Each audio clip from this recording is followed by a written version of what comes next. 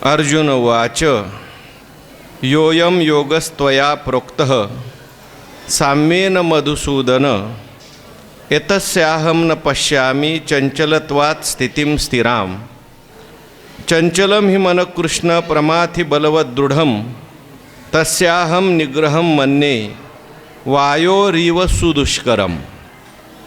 नमामि सद्गुरुं शांतं सच्चिदानंद विग्रहं पूर्ण ब्रह्मपरानंद मीशम आळंदी वल्लभम।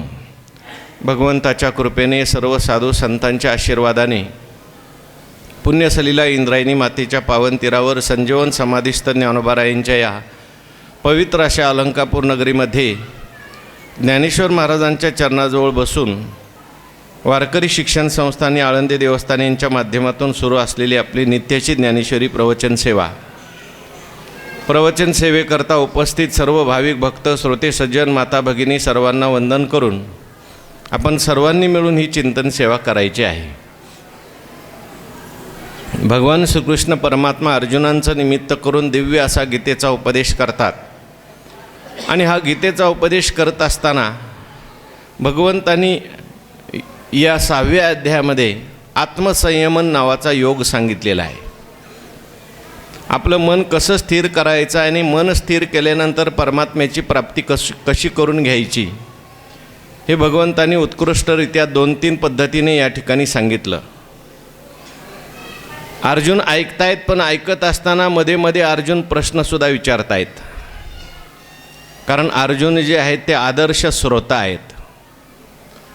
वक्ता जसा आदर्श असावा लागतो तसा श्रोतासुद्धा आदर्श असावा लागतो। अर्जुनाचं वर्णन भगवंतांनी केलं आहे, ज्ञानेश्वर महाराजांनी केलं आहे। भगवान परमात्मा म्हणतात, अरे बाबा आम्हाही वाडे कोडे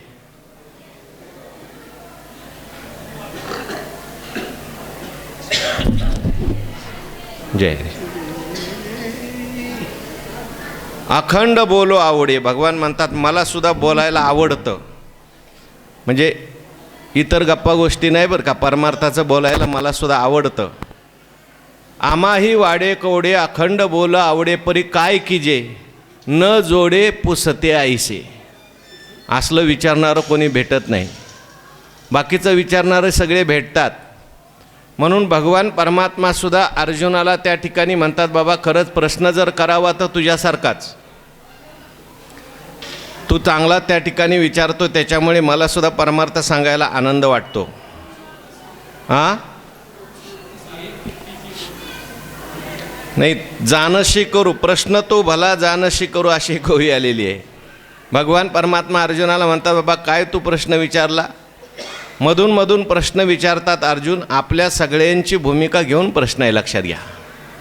एवढा मोठा योग भगवान परमात्म्याने सांगितला, मग अर्जुन प्रश्न विचारतात। जागरूक श्रोता असतो त्याला प्रश्न पडतो, एखादी गोष्ट समजत नाही किंवा एखादी गोष्ट जर अशक्य असेल तर तो लगेच वक्त्याला प्रश्न विचारतो, तुम्ही सांगितलं हे पण मला असं अशक्य वाटतं, कसं काय त्याचं ते केलं पाहिजे आम्हाला सांगा। तसं अर्जुन भगवंताला म्हणतात, देवा तुम्ही आतापर्यंत योग सांगितला, खूप चांगला योग आहे, पण हे सगळं योगाचं वर्णन ऐकूनसुद्धा मला थोडीशी अशक्यता वाटते। अर्जुन उवाच योऽयं योगस्त्वया प्रोक्तः साम्येन मधुसूदन एतस्याहं न पश्यामि चंचलत्वात् स्थितिं स्थिरां। जो देवा तू योग सांगितला, आता इथे भगवंताला अर्जुनाने मधुसूदन असं म्हटलं आहे। प्रत्येक ठिकाणी देवाला बोलवत असताना अर्जुनाचे वेगवेगळे शब्द आहेत, विनाकारण ते शब्द आलेले नाहीत, तर त्याच्या पाठीमागे अर्जुनाचा काय हेतू असतो। मधुसूदन का म्हटलं? भगवंताला मधुसूदन हे नाव कशामुळं पडलं, मागे आपला विचार होऊन गेलेला आहे। 2 दैत्य होते, राक्षस होते, एक मधु आणि दुसरा कैटभ। ते देवांना सुद्धा आवरत नव्हते, असे दैत्य जे होते ते त्या ठिकाणी भगवान परमात्म्याने मारले देवाला मदत करण्याकरता म्हणून, आणि तेव्हापासून भगवंताचं नाव पडलं मधुसूदन। म्हणून अर्जुन मुद्दाम होऊन देवाला म्हणतोय, देवा तुम्ही मधुसूदन आहात, जसं त्या मधूला तुम्ही मारलं तसा एक मधू माझ्या मनात बसलेला आहे।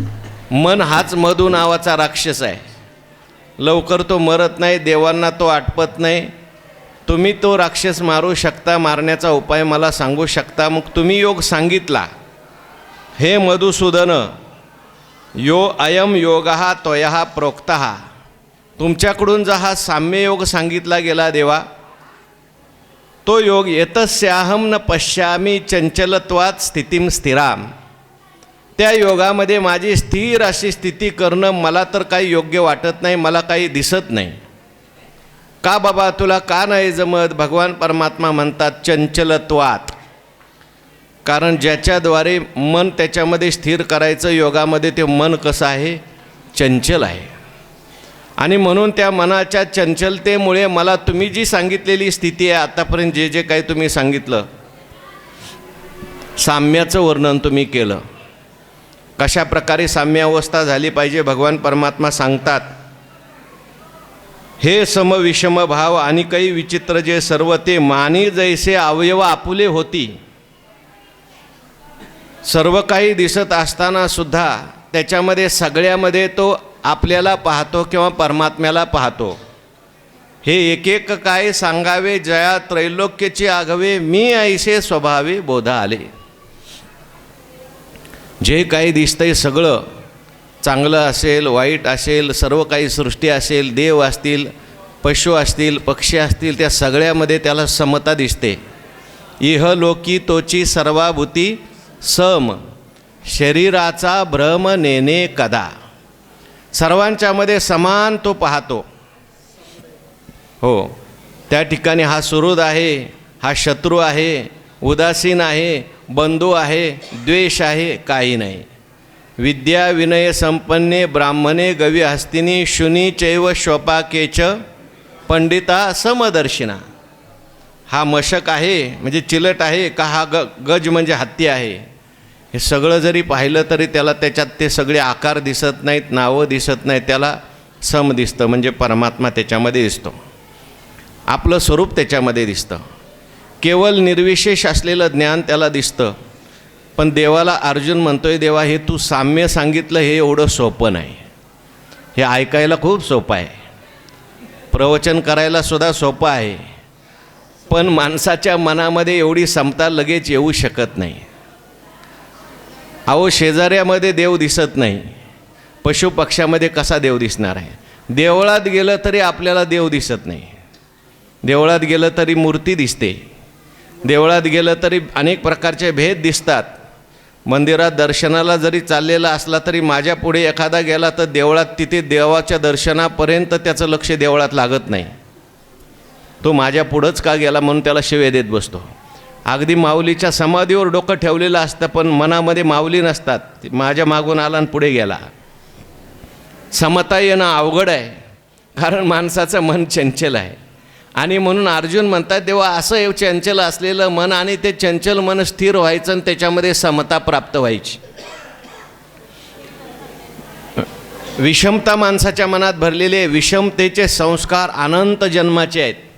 अनादि संसार मालेच्या ठाई नित्य विषय शेवले पायी, ते ठसावले चित्ताच्या ठाई वारंवार पायी सेविता. संस्कार आतापर्यंत सगळे जे भरलेले ते समानतेचे आहेत का विषमतेचे आहेत? सगळे विषमतेचे संस्कार मनामध्ये भरलेले आहेत. त्यामुळे जरी अभ्यास केला तरीसुद्धा मन स्थिर होत नाही.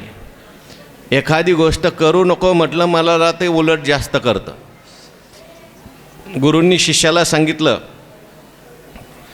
शिष्याने विचारलं ध्यान कसं करायचं? ते म्हटले ध्यान करायचं, तुला आवडतेल त्या देवाचं ध्यान कर, पण एक काम करायचं, ध्यान करत असताना मनामध्ये माकड आलं नाही पाहिजे. माकड न येता ध्यान करायचं. मग आता तो शिष्य ध्यान करायला बसला की पहिलं काय येतं? जे नाही आलं पाहिजे म्हणतो ते आपल्या मनात नाही आलं पाहिजे, या निमित्ताने ते येतं. माणसाचं मन असं विचित्र आहे. म्हणून अर्जुन म्हणतो, देवा या ठिकाणी तुम्ही जी स्थिती सांगितली ही स्थिती मला प्राप्त होईल असं वाटत नाही, कारण माझं मन जे आहे ते चंचल आहे आणि त्याच्यामुळे साम्य स्थिती एवढी सोपी नाही. बोल बोलता वाटे सोपे, परिकरणी करता टीर कापे, नवे वैराग्य सोपारे, मज न बोलता वाटे खरे. बोलताना सगळं समान मनुष्य बोलतो, पण वागताना मात्र लगेच त्याचा भेद निर्माण होतो, जागृत होतो. हा माझा आहे, हा तुझा आहे, हा पारका आहे, हा आपला आहे, हे चांगलं आहे, हे वाईट आहे, हे लहान आहे, हे मोठं आहे, हे सगळे भेद मनामध्ये असतात. आणि म्हणून जरी किती ज्ञानेश्वरी वाचली, किती पारायणं केले, तरी भेद आत बसलेला लवकर जात नाही. किती जप केला, किती तप केलं, तरी भेद लवकर उफाळून बाहेर येतो. म्हणून अर्जुनाने आपली सगळ्यांची भूमिका घेतली, देवा काय करायचं. अहो आमचं जाऊ द्या, मोठ्या मोठ्यांच्या मनामध्ये हा भेद राहिला. म्हणून मला तर असं वाटतंय देवा, तुम्ही हे जो साम्ययोग सांगितला तो काही शक्य वाटत नाही. कारण मन जे आहे ते अस्थिर आहे, चंचल आहे. म्हणून ते मन कसं आहे त्या ठिकाणी पुढे सांगतात दुसऱ्या श्लोकात, चंचलम ही मन कृष्ण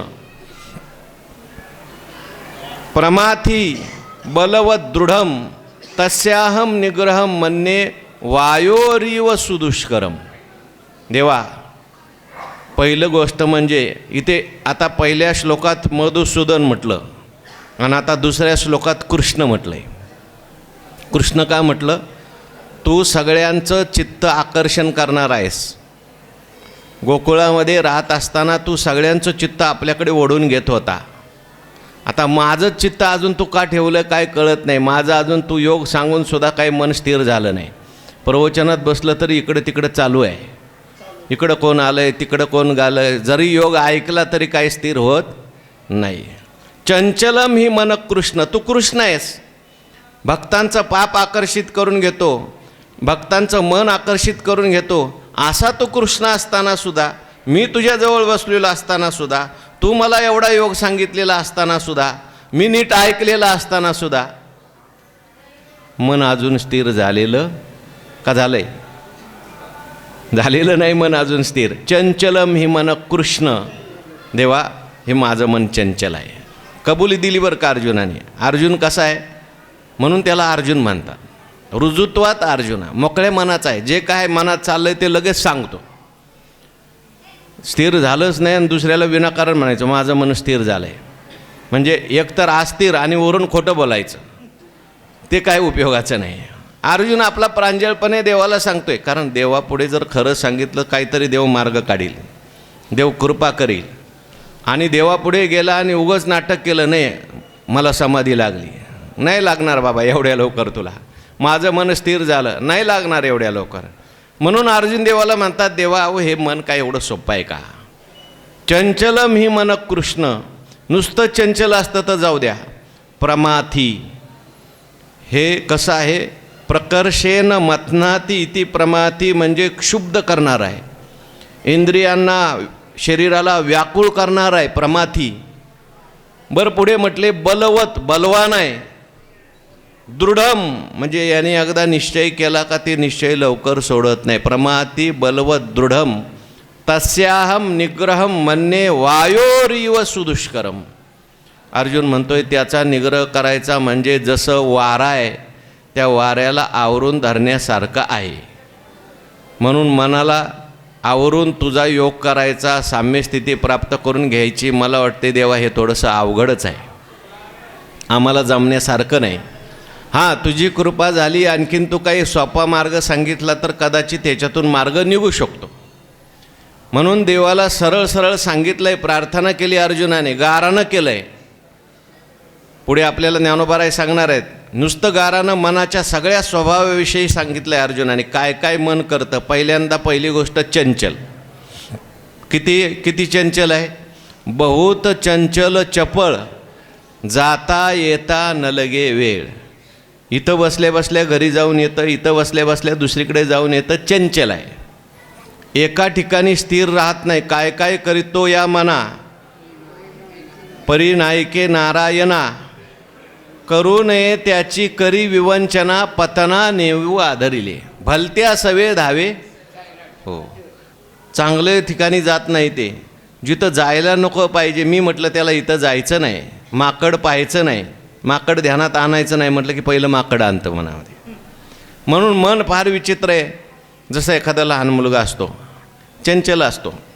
पण चंचल जरी असला तरी आपल्याला काही त्याचा त्रास नसतो ना. तो आपला खेळत असतो, चंचल करत हात हलवतो, पाय हलवतो, काय इकडे बघतो तिकडे बघतो, बघू द्या. आपल्याला काय प्रवचनात विक्षेप नाही झाला म्हणजे झालं. पण तो नुसताच बसत नाही, ते प्रवचनात समोर येतो, मांडीवर बसतो, दाढी चोडतो, शेंडी चोडतो, शर्ट चोडतो आपला, आणि मग म्हणायचं हे चंचलता आहे. पण आता ते प्रमाथी झालं. प्रमाथी झालं म्हणजे काय करायला लागलं? आपल्याला क्षुब्ध करायला लागलं, आपल्याला व्याकुळ करायला लागलं. तसं हे मन जे आहे ते नुसतं चंचल नाही, ते काय करतं? प्रमाथी शब्द वापरला आहे पुढचा. प्रमाथी शब्दाचा अर्थ काय? नाही, प्रमादी नाही, प्रमाथी. प्रमादी म्हणजे चुका करणं, इथं प्रमाथी. प्रमाथी म्हणजे क्षुब्ध करणारं. प्रकर्षेनं मथ त्याच्यामध्ये धातू आहे. म्हणजे जसं आपण एखादी ती रवी घुसळली, रवीने जर पाण्यामध्ये घुसळलं तर आतली माती कसं वर काढतं, पाणी घडवून टाकतं, तसं मन माणसाचं सगळे इंद्रियाला ढवळून टाकतं. ते माणसाचं मन इंद्रियांना जाग करतं.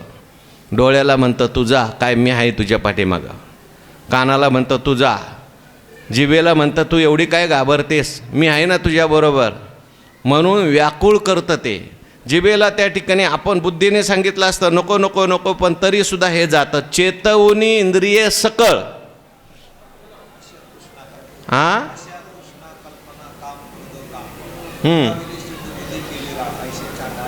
ऐशे चांडाळ अनिवार्य आहे. ते चेतवनी इंद्रियांना सगळं काय करतं? जाग करतं. उठा, पळा, चला लवकर. प्रवचनात जरी बसलं तरी म्हणतं लवकर लवकर आटपा, आपल्याला जायचं आहे. म्हणून प्रमाथी. बरं, एखादा मुलगा प्रमाथी जरी असला तरीसुद्धा आपण त्याला गप्प बसू शकतो. पण इथं भगवान परमात्मा अर्जुन म्हणतोय की नाही, प्रमाथी नाही, नुसतं प्रमाथी नाही, ते बलवान आहे. किती बलवान आहे? बलवान इंद्रिय ग्रामो विद्वांसम अपि कर्षती, महाभारतात आलेलं आहे. गोष्ट आपण मागे सांगितली. जैमिनीला व्यास महर्षी लिहायला सांगायचे की इंद्रिय मन फार बलवान आहे, हे मोठ्या मोठ्या विद्वानांना सुद्धा ऐकत नाही. तर जैमिनी म्हणायला लागला, विद्वानापुढं इंद्रियन मन काय करणार आहे? गुरुजी तुम्ही चुकीचं सांगताय, विद्वानाला काय करणार आहे असं लिहू का? म्हटले लिही, पण अगोदर मी तुझी परीक्षा घेतो म्हटले. म्हणून व्यास महर्षींनी काय केलं, तो जैमिनी संध्याकाळी झोपलेला असता, त्याच्या कुटीबाहेर व्यास महर्षींनी योगसिद्धी होत्या. एका स्त्रीचं रूप धारण केलं आणि दरवाजा वाजवला. पाऊस येत होता. जैमिनी म्हणायला लागले, पाऊस येत असला तरी मी साधक आहे, मला काय कोणाचं घेणं देणं नाही. पण नंतर विचार करायला लागला, काय आपल्याला काय परोपकार करायला काय हरकत आहे? एखादा मनुष्य भिजत असेल, स्त्री असेल, पुरुष असेल, पण तिला आपल्याला फक्त अंगणामध्ये ठेवायचं आणि आपलं दरवाजा लावून आतमध्ये झोपायचं आहे. याचा परिणाम काय झाला आपल्याला सगळं पुढे माहिती आहे. शेवटी त्या दोघांचं बोलणं झालं. बोलण्यातून जैमिनी तिला विचारायला लागले, तुमचं गाव काय, नाव काय, विवाह झाला का? ती म्हटली, मला सुद्धा अजून विवाह करायचा आहे, मी शोधतच होते, पण आता मला तुमच्यासारखा चांगला मनुष्य भेटला. पण आमच्याकडे एक प्रथा आहे, विवाह करण्याच्या अगोदर पतीने पत्नीला खांद्यावर घ्यायचं असतं आणि त्याच्या घराला 3 प्रदक्षिणा मारायच्या. आता आला प्रश्न, जैमिनी विचार करायला लागले, हिला खांद्यावर घ्यायचं, प्रदक्षिणा मारायच्या, बाकीचे लोक काय म्हणतील? पण मन आहे, लक्षात घ्या. जैमिनीने विचार केला, रात्र तर आहे, पाऊस तर येतोय, कोण बघतंय, म्हणून खांद्यावर घेतलं, 3 प्रदक्षिणा मारल्या. आणि 3ऱ्या प्रदक्षिणा खाली ठेवताना तिला म्हटले, उतर खाली उतर. म्हणता म्हणता दाढी हाताला लागली. कोण आहे पाहिलं तर व्यास महर्षी म्हटले. मग व्यास महर्षी म्हणायला लागले, आता काय लिहायचं सांगा. म्हटले, हा तुम्ही म्हणताय तेच बरोबर आहे. बलवान इंद्रिय ग्रामो विद्वांसमपि कर्षती. फार इंद्रिय बलवान आहे, मन फार बलवान आहे. बरं, बलवान असू दे एखादा मनुष्य, तरीसुद्धा त्याला वळवता येतं, साम दाम दंड भेद काहीतरी करता येतं. भगवान परमात्मा ते बलवान असून आहे ते दृढ आहे, दृढ. तस्याहम हो चंचलम मन कृष्ण प्रमाती बलवत दृढम. म्हणजे एकदा त्या मनाने ठरवलं ना असं करायचं, बास, त्याचा निश्चय लवकर बदलत नाही. त्याने ठरवलं की ते मरायला तयार होतं. शरीराला म्हणतं मर, इंद्रियाला मरतं मन, पण मी ते खाल्ल्याशिवाय राहणार नाही, मी तिथं गेल्याशिवाय राहणार नाही, मी ते प्याल्याशिवाय, ते मन म्हणतं. म्हणून त्याचा निश्चय एकदा दृढ झाला. म्हणून भगवान परमात्म्याला अर्जुन म्हणतात, देवा हे असं मन आहे, आणि मग आता तुमचा जो साम्य योग आहे, मनाला स्थिर करायचा हा योग आहे, आम्हाला कसा काय जमणार आहे सांगा. अर्जुन म्हणे देवा, तुम्ही सांगा की आमुच्या कनवा, परी न पुरोजी स्वभावा मनाची या. देवा, अर्जुन म्हणे देवा. अर्जुन म्हणतोय कोणाला? देवाला म्हणतोय. तू देव आहेस, मी जीव आहे. तुम्ही देव असल्यामुळे तुम्हाला बोलायला सगळं सोपं जातं आहे. असा योग करायचा, तसा योग करायचा, कुंडलिनी जागरण, अमुक तमुक, हे सगळं देवाला शक्य आहे. कारण देवाची उपाधी कशी आहे? शुद्ध सत्वात्मक आहे. तुम्ही सर्वज्ञ, सर्व शक्तिमान, योगी आहात तुम्ही. देवा साक्षात योगेश्वर आहात. म्हणून तुम्ही बोलायला काय झालं? तुम्ही आम्हाला फार मोठ्या मोठ्या योगाच्या गोष्टी सांगितल्या. अर्जुन म्हणे देवा, तुम्ही सांगा कीर आमुचिया कनवा. तुम्ही हे सगळं सांगताय आमच्यावर असलेल्या कृपेमुळे, माझ्यावर असलेली दया असल्यामुळे, सगळ्यांचा उद्धार व्हावा असं तुम्हाला वाटतंय, म्हणून तुम्ही दयाळू अंतकरणाने सगळं सांगताय. परी न पुरोजी स्वभावा मनाचिया. पण देवा, आम्ही या मनाच्या स्वभावापुढे टिकू शकत नाही. मनाचा स्वभाव असा आहे, एकदा त्या माणसाचा स्वभाव बनला की तो स्वभाव जायला फार दिवस लागतो. आपण या स्वभावाचं चिंतन मागे करून आलो. किती जरी त्या ठिकाणी स्वभाव बदलण्याचा प्रयत्न केला तरी सुद्धा स्वभाव तो माणसाचा बदलत नाही. पराचे स्वाभाविक कर्म स्वये निंदने हा अधर्म. नाथ महाराज म्हणतात, हनुमंत ज्ञाता परमत्यासी वानरी कर्म सोडीना. हनुमंतराय जरी देवाचे भक्त झाले तरी सुद्धा त्यांना वानरी कर्म सोडत नाही.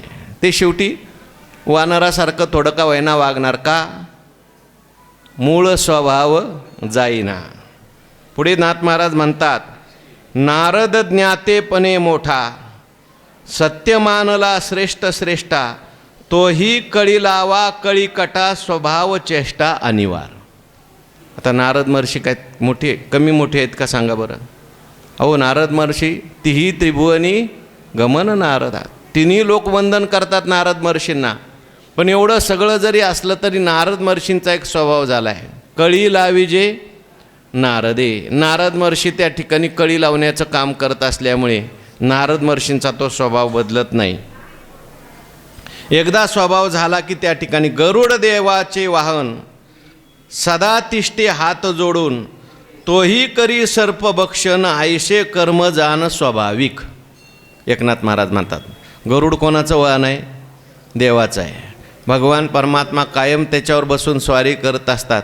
पण असं जरी असलं तरी स्वभाव कर्म आहे सर्पभक्षण करायचं, तो काय गरुड सोडत नाही.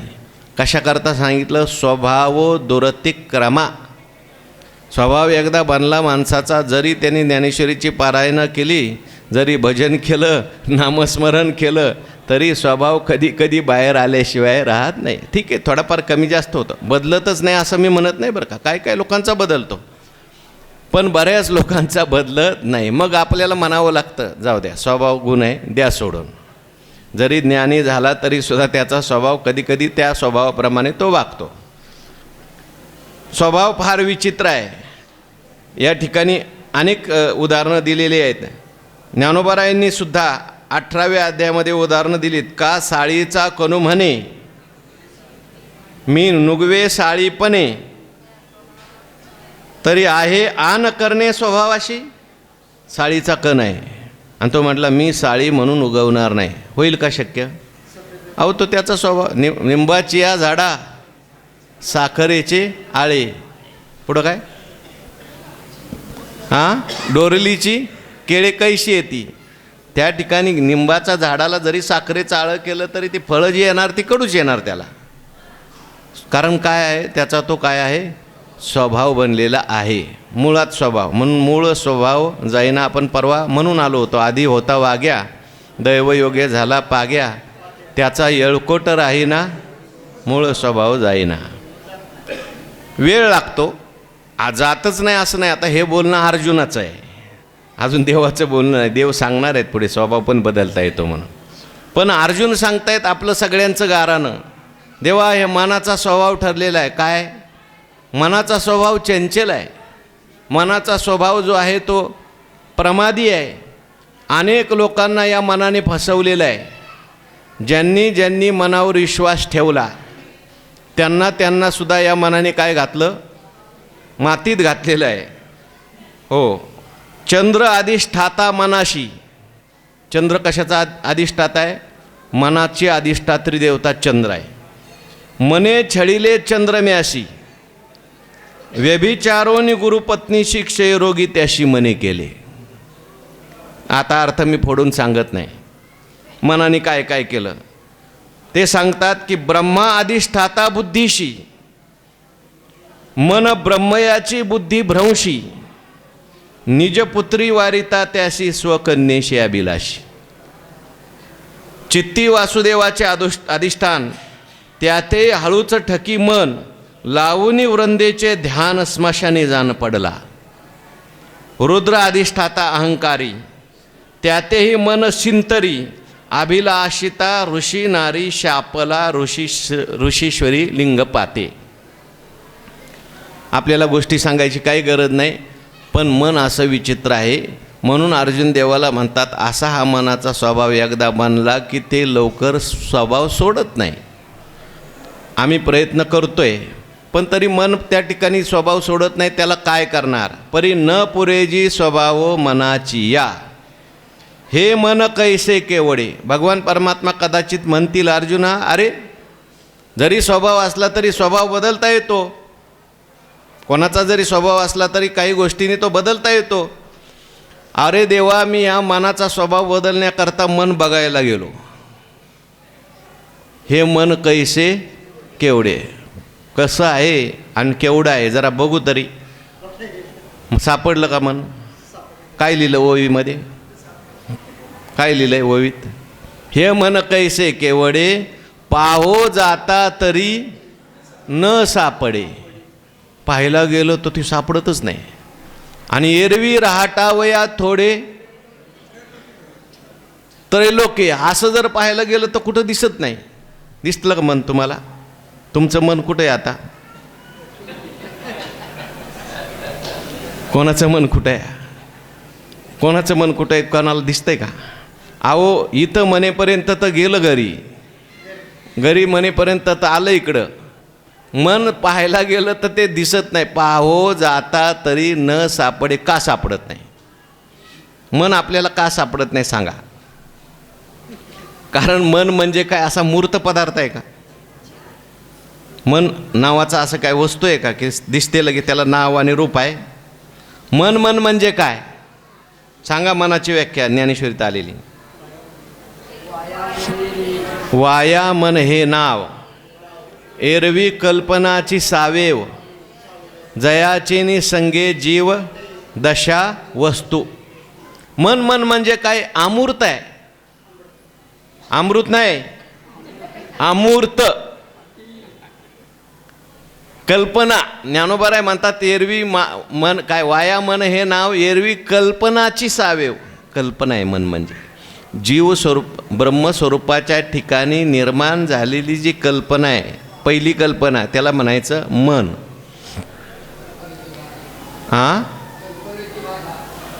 हा नवो कोणे काळी ही संत मंडळी सुखी असो. अमूर्त आहे म्हणजे त्याला आकार नाही, त्याला रूप नाही. ज्ञानोबाराय म्हणतात नीलिमा अंबरी का मृगतृष्णा लहरी, तैसे वायाची फरारी वावो झाले. त्या ठिकाणी आकाशामध्ये असलेला निळेपणा आहे. आकाश निळं आहे का? का दिसलेलं आहे का भासलेलं आहे? भासलेलं आहे बरं का, नाही निळं. तिथं भासतं ते खोल असल्यामुळे, व्यापक असल्यामुळे तिथं निळा रंग भासतो. तशी ही मन नावाची कल्पना आत्मस्वरूपाच्या ठिकाणी भासते. भासलेलं जे असतं ते लवकर सापडत नाही. आता मृगजळ जे आहे ते धरायला गेलं सापडेल का? आणायला गेला बादली भर पाणी, चला आपल्याला आता प्यायला पाणी घेऊन येऊ. मृगजळाची तळी दिठी दुरोणीची निहाळी, वाचोनी ते साळी केळी लावी. जे काही लावता येतात का साळी आणि केळी? त्याच्यात पाण्यात पाईपलाईन करून आणायची आणि लावायचं नाही. अहो आहेच नाही ते. तसं मन आहे कल्पना, म्हणजे कल्पना जी असते ती खरी का खोटी असते? खोटी आहे. मग खोटं आहे म्हणावं तर काहीच कार्य नाही केलं पाहिजे. ते म्हणतात की जरी पाहायला गेलं तर दिसत नाही, पण जर आपण तर विचार केला नाही असं म्हणावं तर एरवी राहटावया थोडे, त्याला तिन्ही लोक सुद्धा कमी पडतात फिरायला. त्रैलोक्य म्हणजे स्वर्ग, मृत्यू, पाताळ. हो, ज्ञानेश्वरीत आलेलं ते स्वर्गाचं वर्णन ऐकलं की कुठं जातं? चला आता आपण सुद्धा अमृत पिऊन येऊ. आपल्याला सुद्धा एखादी कामधेनू असली पाहिजे. आपल्याला सुद्धा त्या सैंग चिंतामणीच्या सडका, विनोदवन वाटिका, सुरतरूंच्या, नुसतं ऐकलं की स्वप्नात ते स्वर्गात घेऊन जातं. त्रैलोक्य राहटावया थोडे, त्रैलोक्य या, पाताळात जातं, मृत्यूलोकात कुठंही जातं, आत्ता इथं बसलं की लगेच कुठंही जातं, फिरून येतं. म्हणून म्हणतात की हे मन कैसे केवडे, न पुरती भ्रमणा दाही दिशा. पुढं सप्तही पाताळे आकाशा, घाली उडी बळेची देखोनी फासा, केलो या दोषा पाहुणा. असे मन किती विचित्र. न पुरती भ्रमणा दाही दिशा, त्याला 10 दिशासुद्धा फिरायला पुरत नाही. ह्या दिशेला जाऊन येतं, त्याच वेळेस त्या दिशेला उलट्या दिशेला जातं, वर जातं, खाली जातं. न पुरती भ्रमणा दाही दिशा. सप्तही पाताळ आकाशात, आकाशात फिरतं. सप्तही पाताळ आकाशा, घाली उडी बळेच देखोनी फासा. फासा जरी असला तरी बळच उडी टाकतं त्याच्यामध्ये. आणि केलो या दोषा पाहुणा, दोष करायला मन लावतं. मन बहुत चंचळ चपळ. मगाशी आपण त्या ठिकाणी म्हटलं, तुका म्हणे येणे, बोला, बहु नाडिले शहाणे. याने अनेक शहाणे नाडलेत. वेडे तर जाऊ द्या, नाडलेलेच आहेत, पण मोठे मोठे शहाणे म्हणवणारे सुद्धा या मनाने काय केले? फसवलं त्यांना सुद्धा. म्हणून मन भगवान परमात्म्याला अर्जुन गारानं सांगतोय बरं का. हे देवाचं बोलणं नाही. कोणाचं बोलणं आहे? अर्जुनाचं बोलणं आहे. हो, ज्ञानोबारायांनी अर्जुनाच्या मुखातून हे सगळं बोलणं घेतलं आहे. मनोनी ऐसे कैसे घडेल, जे मर्कट समाधी येईल, का राहे मनतलिया राहेल महावातू. तेथ चांचल्य निखळ, एकले ठेले निढाळ, मनोनी रजाचे बळ धरले तेने. रजाचं, रजोगुणाचं त्याला बळ आणखीन मिळालेलं आहे. अगोदरच ते चंचल आहे, पण तरीसुद्धा रजोगुणाचं बळ मिळाल्यामुळं आणखीन चंचल होतं. ज्ञानोबारायांनी उदाहरण दिलं, मर्कट समाधी कशी काय, मर्कटाला समाधी कशी काय. हे मनोने ऐसे कैसे घडेल, जे मर्कट समाधी येईल. माकडाला कधी समाधी अवस्था प्राप्त होईल का? माकडावर नीट शांत बसतसुद्धा नाही. बसलं तरी हात हलविल, पाय हलविल, इकडंच बघेल, तिकडंच बघेल, दातच बाहेर काढील, केसच खाजवत बसेल. काहीतरी माकड तुम्ही बघात बसल्यानंतर, काहीच नसलं तर खालची सतरंजीचे धागे तरी ओढत राहील. चंचल आहे माकड नावाचा प्राणी. आणि त्याच्यामध्ये माकडाला कोणीतरी दारू पाजली, त्याच्यात त्याला विंचू चावला, त्याच्यामध्ये त्याला भूत लागलं, मग आदवा तद्वा भविष्यती. तसं मन आधीच चंचल, आणि त्याला जर वातावरण मिळालं रजोगुणाचं, रजोगुणी खाल्लं, रजोगुणी पाहिलं, रजोगुणी, मग काय ते भ्रमाचा वेताळू नाचे म्हणतात ना, ते नाचायला लागतं. हो, बहुता एका अवांतरू, जे अहंकाराचा भूत संचारू, मनोनी पडला विसरू आत्मबोधाचा. मग ते मन असं नाचायला लागतं, हे करू का ते करू, ते करू का ते करू, हे चांगलं आहे ते चांगलं आहे, मला हे पाहिजे मला ते पाहिजे. अशा प्रकारे ते आणखीन जास्त चंचल होतं. मनोनी ऐसे कैसे घडेल, जे मर्कट समाधी येईल. ज्ञानोबाराय म्हणतात, का राहो राहे मनतलिया राहेल महावातू. एखादा महावातू आहे, मोठा सोसाट्याचा वारा सुटलेला आहे, आणि तो वारा आपण थांब म्हणल्यावर थांबतो का? तसं हा मन म्हणजे एक प्रकारचा वारा आहे. असा झंझावात आला की तो मोठ्या मोठ्या झाडांनासुद्धा घेऊन जातो, मोठ्या मोठ्या घरांनासुद्धा घेऊन जातो. मागे अशी वावटळ आली होती की ती मोठी मोठी समुद्रातली जहाजंसुद्धा वाहून नेली. तसं हे मन असं आहे की मोठ्या मोठ्या धेंडांना वाहून नेतं. आपण काय करतोय त्यांना कळत नाही. त्याचं कारण काय आहे? मन जे आहे ते वारेची उपमान त्या ठिकाणी वायोरीव सुदुष्करम असं म्हटलेलं आहे. आणखीन हे मन काय करतं? जे बुद्धी ते सळी, निश्चया ते टाळी, धैर्येसी हात फळी मिळवूनी जाय. मन काय काय करतं बघा. मन जे आहे ते बुद्धी ते सळी, म्हणजे बुद्धीला छळतं. त्याच्यानंतर काय करतं? निश्चया ते टाळी. कसं छळतं बुद्धीला? बुद्धीने केलेला जो निश्चय असतो ते टाळून टाकतं. मग बुद्धी काय करते? मग धैर्याची मदत घेते.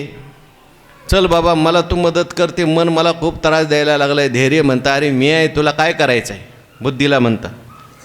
पण ते काय करतं? मन त्या धैर्याच्या हातावर टाळी मारतं. धैर्याला म्हणतं ठीक आहे ठीक आहे, तुम्ही म्हणताना मी थांबतो. टाळी मारतं, निघून जातं. धैर्यशी हातफळी मिळवून जाय. म्हणजे आता उदाहरण बघा, एखादा निश्चय एखाद्या माणसाने केला, काही एखादा निश्चय मनुष्य करतो, आता आपल्याला अमुक गोष्ट खायची नाही कारण वाईट आहे. ते खाल्ल्यानंतर आता डॉक्टरने आपल्याला सांगितलं तुमची साखर वाढलेली आहे, तुम्ही गोड खाल्लं की मरणार. मग बुद्धीने त्याचा निश्चय केलेला असतो, आता इथून पुढं गोड पाहायचं सुद्धा नाही. खायचं तर जाऊ द्या, पाहायचं सुद्धा नाही. पण एखाद्या ठिकाणी पंक्तीला जातो आणि पंगत गुलाबजामुनची असते आणि मग दुसऱ्याच्या ताटातला गुलाबजामुन आपल्या ताटात नसला तरी दुसऱ्याचा गुलाबजामुन पाहतं. पण ती बुद्धी त्याला सांगते अरे बाबा आपल्याला डॉक्टरनी काय सांगितलेलं आहे, खाल्लं की आपण मरणार आहे. मग ते मन जे असतं ते असं त्या बुद्धीला छळायला लागतं. एवढे लोक खातात, त्यांना काय होत नाही आणि तुलाच बरं काय व्हायला लागलं. आणि औषध नाही का त्याच्याकरता? डॉक्टरने आपल्याला सांगितलं होतं ना, जर काय तसं वाटलंच तर 2 गोळ्या जास्त घ्या. ते बुद्धीला छळायला सुरुवात करता. तू असंच आहे, तुझं कायम चांगलं म्हटलं की नकोच म्हणते, प्रवचनाला चल म्हणते, कीर्तनाला चल म्हणते. बाकीच्या काय गोष्टी नाहीत का? जीवन किती चांगलं आनंदी आहे, आनंद घ्यायला आहे, खायचं प्यायचं मजा करायची. काय तू उगाच लावलं, हे खायचं नाही, ते खायचं नाही, ते प्यायचं नाही, ते करायचं नाही. बुद्धीला काय करतं? ते छळतं. ते बुद्धीसुद्धा बिचारी कासावीस होते. काय करावं? ह्याला सांगायचं एक म्हटलं तर ते आपल्यालाच त्रास द्यायला लागतं. मग ती म्हणते बाबा आमचा एक भाऊ आहे धीर नावाचा, धैर्य, त्याला बोलून घेते, जरा तू तरी काहीतरी सांग याला. धैर्याला पाहिल्यानंतर तेवढ्या पुरतं मन स्थिर होतं. बरं का, मी तुमचं आता ऐकणार आहे, इथून पुढे मी गोड खाणार नाही, काही नाही. पण लगेच थोड्या वेळाने त्या धैर्याच्या हातावर टाळी मारतं. अरे बास बाबा, आता असंही मारायचं आणि तसंही मारायचं नाही, मला मरू दे खाऊन. धैर्यशी धैर्यशी हातफळी. हां काय? हां हां हो, तुमच्या पुढे ज्ञानेश्वरी नाही त्यामुळे तुम्ही बोलता. ज्ञानेश्वरी कुठे नाही का? ज्ञानेश्वरी आणत जा. अहो ओवितीच चालली म्हणून जे बुद्धी ते सळी. ओवितीच चालली, जे बुद्धी ते सळी, तापसाते नाही, बुद्धी ते सळी, निश्चया ते टाळी आणि धैर्यशी हातफळी मिळवून जाय. ही ओवी चालली आता. भागवतात पण आली का? हां मग ठीक आहे, मग मान्य आहे, मग मान्य. भागवतात असेल तर मान्य आहे. आम्हाला वाटलं तुम्ही ज्ञानेश्वरीतली ओवी सांगताय. हां बरं ठीक आहे ठीक आहे ठीक आहे. भागवतातली असेल. भागवतामध्ये थोड्या बहुत फरकाने अशा ज्ञानेश्वर महाराजांच्या ओव्या जशाच्या तशा आलेल्या आहेत. थोडा फरक नाथ महाराजांनी केलेला आहे. कारण नाथ महाराज ज्ञानेश्वरीची खूप पारायण करायचे, त्यामुळे नाथ भागवतावर ज्ञानेश्वरीचा फार मोठा प्रभाव आहे. जशी तुकाराम महाराजांनी 1000 नाथ महाराजांची पारायणं केली भागवताची, तशी नाथ महाराजांनी ज्ञानेश्वरीची कितीतरी पारायणं केली होती. म्हणून हे मन असं विचित्र आहे. धैर्यशी हातफळी मिळवणी जाय. त्या ठिकाणी नाथ महाराजांनी लिहिले, जेव्हा नाथ महाराजांचं सांगतो, निग्रहावया निजमन साधक करती प्राणायाम, त्याशीही छळोनिया मन जाय निघून तात्काळ. हो अहो साधक तुम्ही बघा, तो म्हणतो आता मला ध्यान करायला बसायचं आहे, म्हणून बरोबर ध्यान करायचं आहे म्हणून ते आसन घेऊन येतो दुकानातून, आणखीन ध्यान करायचं आहे म्हणून मला सेपरेट जागा पाहिजे म्हणतो, मग मंदिर बांधतो, मंदिर घरात तयार करतो, त्यात देव ठेवतो, सगळं ठेवतो, सगळं 8 तास कशा करता ध्यान करायला. पण ते ध्यान करायला बसलं की ध्यान करायला बसल्या तो म्हणतो ध्यान तर आपण करतोय पण दिवा नाही लागलेला अजून. म्हणजे की उठतो परत दिवा लावायला जातो, दिवा लावायला गेला, दिवा लावतो, परत ध्यान करायला बसला की लगेच मनामध्ये येतं, मन असं येतं आपण ध्यान करायला बसलो पण देवाला फुलंच नाही वाहिली अजून. उठला, आता परत काय आणायला गेला, फुलं आणायला गेला. ध्यान करायला बसलो पण अगरबत्ती लावायची राहिली. तिथे ध्यान करायचं राहतं बाजूला आणि हे राहिलं ते बरं. आता हे तर ते परमार्थातलं जाऊ द्या, दुसरं पुढं आणखीन ध्यान करायला बसलो पण चुलीवर दूध ते गॅसवर दूध ठेवले त्याचं काय झालं असेल. हो, ध्यान करायला बसलो आपण पण मुलं काय करत असतील, ध्यान करायला बसलो पण ती गुरं काय करत असतील. असं हे मन जे आहे ते विचित्र आहे, इकडं तिकडं जायला लागतं, चंचल होतं. आणि असं एरवी चंचल नसतं बरं का जास्त. एरवी असं कुठंही गप्पा मारताना एवढं चंचल नाही होत, त्याच्यात काही जास्त येत नाही. पण ते ध्यान करायला बसलं की पिराचा उरूस सुरू होतो तिथं.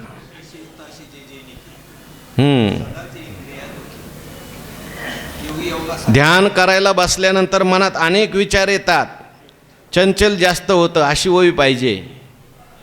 ध्यान करायला बसलं की ते आणखीन येते पुढं. आता ते निरोधिलया घे वाव, हो येणार आहे पुढं. म्हणून ज्ञानोबा त्या नाथ महाराज काय म्हणतात, असं हे मन आहे काय काय करतं. नाथ महाराज म्हणतात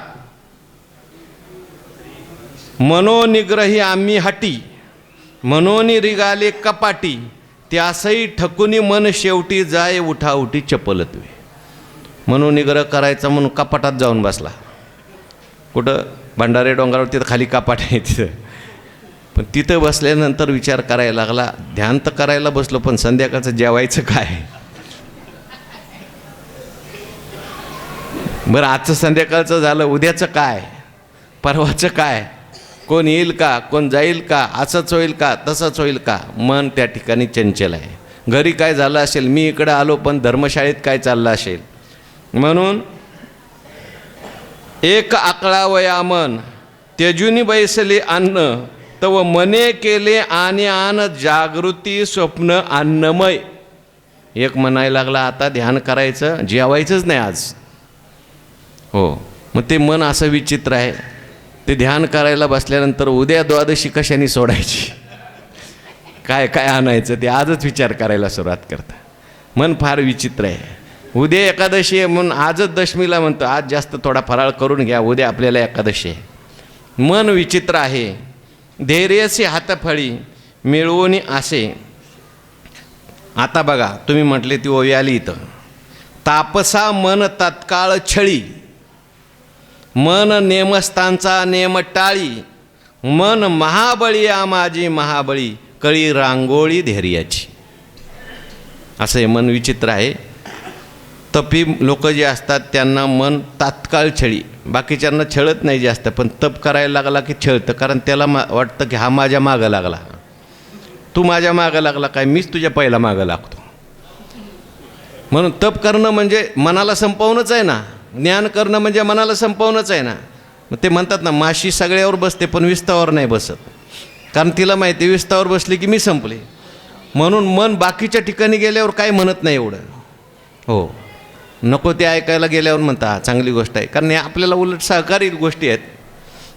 नको पाहायला लागलं, नको ते पाहायला लागलं काय म्हणत नाही. वाईट ठिकाणी गेलं तर मन एवढं त्रास देत नाही, पण चांगल्या ठिकाणी गेलं की ते पहिल्यांदा उसळी मारतं. का, त्याला माहिती आहे हे मला संपवल्याशिवाय राहणार नाही साधनं, म्हणून विरोध करतं. म्हणून मन जे आहे हे जे विवेकाते भुलवी, संतोषाशी चाड लावी, बैशीजे तरी हिंडवी. आणखीन काय काय करतं, विवेकाते भुलवी, विवेकाला ते भुलवतं. संतोषाशी चाड लावी म्हणजे संतोषाला सुद्धा इच्छा निर्माण करतं. आणि बैशीजे तरी हिंडवी, दाही दिशा, बसल्या बसल्या दाही दिशाला फिरवतं आपल्याला. विवेकाते भुलवी म्हणजे विवेक कशाला म्हणायचं आपल्याला, आपण चिंतन करून आलो. विवेक म्हणजे नित्य काय अनित्य काय, सत्य काय असत्य काय, खरं काय खोटं काय, याला काय म्हणायचं विवेक. काय देह जीवाचे मिळणी, देह जीवाचे मिळणी घालिताची सोये पाणी, तो विवेकांत करणी राबविजे. विवेक, विवेक कशाला म्हटलंय, वेगळं करतो त्याला म्हणायचं विवेक. चाचुचेनी सांडसे खंडीजे पय पाणी राजहंसे, तो विवेक असतो. हे खरं आहे, हे खोटं आहे, हे नित्य आहे अनित्य आहे. पण त्या विवेकाला सुद्धा भूल पाडतं. भूल पाडतं म्हणजे विवेकच चुकून जातो. खऱ्याला खोटं मानायला लागतो आणि खोट्याला खरं मानायला लावतं. विवेकी माणसंसुद्धा त्या ठिकाणी भुलतात या मनामुळं. मोठे मोठे विवेक, तुका म्हणे येणे बहु नाडिले शहाणे. आता जो रावण होता काही कमी विवेकी होता का? वेदावर त्यांनी भाष्य केलं रावणाने. एवढा मोठा रावण, पण तरीसुद्धा त्या विवेकाला, त्याच्या विवेकाला या मनाने काय केलं, फसवलं. विवेकाते भुलवी. जेवढे जेवढे ऋषीमुनी होते ते काय विवेकी नव्हते का? उदय जत सुये पाणी जागविजे, जागविजो. नारद महर्षींची कथा आपण नेहमी सांगितली. नारद महर्षींसारखे विवेकी सगळं आपल्याला मी सांगत नाही. ते अहंकार निर्माण झाला नारद महर्षींना. मी सुद्धा त्या ठिकाणी कामाला जिंकलं, क्रोधाला जिंकलं, आणि मग देवाने त्या ठिकाणी माईक थोडंसं नगरी तयार केली. आणि त्या नगरीमध्ये तो शीलनिधी नावाचा राजा आणि त्याची विश्वमोहिनी नावाची कन्या, तिचा विवाह. नारद महर्षींनी त्या राजाकडे बघायचं आहे आपलं म्हणून त्या राजाकडे गेले. आता राजाने लगेच सांगितलं आपल्याकडे ऋषी आले, आशीर्वाद घेतला पाहिजे, म्हणून मुलीला बोलवलं. नारद महर्षींनी तिचा हात पाहिला. तिच्या हातावर, आता ती विश्वमोहिनी म्हणजे देवाची माया होती. आता माया म्हणल्यावर मायेचा पती परमात्मा, तिच्या हातावर अशी चिन्ह दिसली की बा जो कोणी हिच्यावर लग्न करेल तो त्रैलोक्याचा पती होईल. नारद महर्षी विचार करायला लागली, तिथे कुठपर्यंत भजन करायचं, त्रैलोक्याचा पती होण्याची संधी प्राप्त झाली. आता ही संधी सोडता कामा नये. पण आता ही बाई, ही मुलगी जी आपल्याला कसं काय स्वीकारील? शेंडीवाला, भजन करणारा, पंचाने असलेला उघडाच स्वीकारणार नाही. मग असं करू, आपण देवाकडे जाऊ आणि देवाकडून आपण सुंदर रूप मागून आणू. आपण देवाकडे कधी काय मागितलं नाही म्हणून गेले नारद महर्षी. देवा मी तुम्हाला कधी काय मागितलं आहे का? नाही. तुमचं जन्मभर भजन केलं का? नाही केलं. अहो मी तुम्हाला किती वेळा मागा मागा म्हणतो, तुम्ही कुठं मागता? आज देवा इच्छा झाली, मागू का? मागा. काय पाहिजे नारद महर्षी? काय नाही देवा, तुमच्यासारखं मला सुंदर रूप पाहिजे. नारद महर्षींचं हे बोलणं ऐकल्याबरोबर आणि नंतर नारद महर्षी म्हणले, देवा मला सुंदर रूप तुम्ही द्या आणि माझं हित करा. हित शब्द देवाने पकडला. याला सुंदर रूप द्यायचं का ह्याचं हित करायचं? कारण देव आपल्या भक्ताच्या हिताचा विचार करतो. आपल्याला जे आवडतं तो देव देत नाही. बऱ्याच वेळेला असं वाटतं की आपल्याला हे आवडत होतं आणि देवाने हे का नाही दिलं? त्याच्यात आपलं हित नसतं म्हणून नाही दिलं. म्हणून देवाने विचार केला नारद महर्षीला, नारद महर्षी को मैं सुंदर बनाऊं या बंदर बनाऊं? अगर सुंदर बनाऊंगा तो ये जन्म भर बंदर बनेगा, अगर बंदर बनाऊंगा एक बार तो इसका जीवन सुंदर रहेगा. म्हणजे ह्याला जर मी आत्ता माकडाचं रूप दिलं तर याला माकडासारखं जन्मभर नाचावं लागणार नाही. आणि याला जर माकडाचं रूप नाही दिलं तर जन्मभर चित्त आराधी तियेचेनी छंदे माकड गारुड्याचे असं होणार आहे. आता आपल्या भक्ताला असं करायला देवाला आवडेल का सांगा बरं? मग देवाने सांगितलं नारद महर्षी ज्याच्यात तुमचं हित आहे ते मी करतो, जा. दिलं. मग इथून खालचं सगळं देवाने आपलंच दिलं, पण वर इथून वरचं मस्तक जे होतं ते बरोबर माकडाचं दिलं. आता नारद महर्षींनी हे कशाला बघितलं? वरचं खालचं बघितलं, पळत पळतच गेले. आता आपल्यालाच विश्वमोहिनी, आपण त्रैलोक्याचे राजे. कशा करता सांगितलं? जे विवेकाते भुलवी, भूल पाडते, संतोषाशी चाड लावी. संतुष्ट मनुष्य असतो. पण संतुष्ट माणसाला सुद्धा इच्छा निर्माण होतात. संतुष्ट सततम योगी आला, सगळं सोडून आला, इथं ज्ञानेश्वरी वाचली, नामस्मरण केलं, चिंतन केलं, म्हटलं काय नाही, संतुष्ट आहे चित्त सदा सर्व काळ. पण असं म्हटल्यानंतर म्हणतो नाही नाही, थोडं एवढं केलंच पाहिजे, अजून एवढं करायला काय हरकत आहे, तेवढं करायला काय हरकत आहे, असं म्हणून त्या संतुष्ट माणसाला सुद्धा इच्छा निर्माण करतं. मोठे मोठे संतुष्ट ऋषीमुनी ध्यान करणारे, पण अशी त्यांनासुद्धा इच्छा निर्माण झाली आणि मनाने त्यांना चंचल केलं. बैशीजे तरी हिंडवी दाही दिशा, बसल्या बसल्या त्या ठिकाणी 10 दिशाला हिंडवतं. हो, म्हणून तुकाराम महाराज सुद्धा देवाला म्हणतात, तुका म्हणे तू राख मनेरी, मग त्या एरी आम्ही जाणो, जे निरोधले गे उआवो, जया संयमची होय सावावो. हो, ते मन आपुला स्वभाव सांडिलं काही. अगोदरच्या ओळीवर थोडं आणखीन ओया काही लिहिल्या त्यांनी. तैशी खवळे चाड होय दुःखा सकट गोड, इंद्रश्री साकड गमो लागे, तैशी तृष्णा वाढलिया, मग मेरू हे हाता आलिया, तरी म्हणे एखाद्या दारू नाही ओळव. हो, किंवा वांछित तव न पवती, मग कोरडियेची आशेची संतती, वाढवू वाढवू होती. ज्ञानेश्वर महाराज म्हणतात कोश किडे, त्या कोश किड्यासारखं आपल्या भोवतीच कोश तयार करतात आणि दारच बंद करून टाकतात शेवटी, आणि मग त्याच्यातच मरतात. म्हणून मन, कशामुळे हे कोश निर्माण झाले सगळे? मनामुळे. मन हाव वाढवतं. किती जरी मिळालं तरी मन म्हणतं नाही, थोडंसं अनेक पाहिजे, अनेक पाहिजे, हे असतं तर बरं झालं असतं, ते असतं तर बरं झालं असतं, असं करता करता सर्व सुखाच्या आशा. म्हणून हे मन फार विचित्र आहे. हो, काय काय करतं मन. हो, ज्ञानोबाराय सांगतात, जे प्रवृत्तीशी मूळ, कामाजयाचे बळ, जे अखंड सुये छळ अहंकाराशी, द्वैत जेथ उठी, अविद्या जेने लाठी, जे इंद्रिया ते लोटी विषया माझी. आणि मग पुढे संकल्पे सृष्टी घडी, सवेची विकल्पोनी मोडी, आणि मनोरथाचे या उतरंडी उतरी रची. अरे पण याचा निरोध करायला मी तुला सांगितलं ना. अरे देवा, प्रयत्न करून बघितला ना, ध्यान करून बघितलं, अभ्यास करून बघितला, मग काय झालं? अरे जे निरोधिले घे उवावो, जया संयमची हो सावावो, ते मन आपला स्वभाव सांडील काही. निरोध करायचं म्हटलं की ते उसळी मारतं, आणि संयमच याला मदत करायला जातो, स्वभाव जात नाही. काही काही ते प्राणी असतात, घोडा असेल, हत्ती असेल, सर्प असेल, यांना जर त्या ठिकाणी आपण अभ्यास करून नियंत्रित करण्याचा प्रयत्न केला, लहान घोडा आहे किंवा लहान बैल असतो, वासरू असतं, त्याला जर आपण बांधायचा प्रयत्न केला, त्याला जर नीट धरायचा प्रयत्न केला, तर ते लगेच धरलं जातं का? अंगावर उडी मारतं, उसळी मारतं. हो, असं ते त्या ठिकाणी मग ते बिथरतं. कधी कधी ते त्याला जर आवरायला लागलं तर ते काय करतं? बिथरतं. ते घोडं असेल, ते हत्ती असेल, ते बिथरल्यावर मग काय करील काय सांगता येत नाही. हो, मनोनिग्रह करिता देख मन खवळे अधिकाधिक, मनोनेमी सज्ञान लोक शिनले साधक साधनी. त्याला निग्रह करायला गेलं की ते आणखीन खवळतं. म्हणजे एकाची दशीच्या दिवशी उपवास केला की द्वादशीला भूक खवळते. एरवी एवढी भूक लागत नाही, पण एकादशीच्या दिवशी सारखंच भूक लागते. का? निग्रह केला ना त्याचा.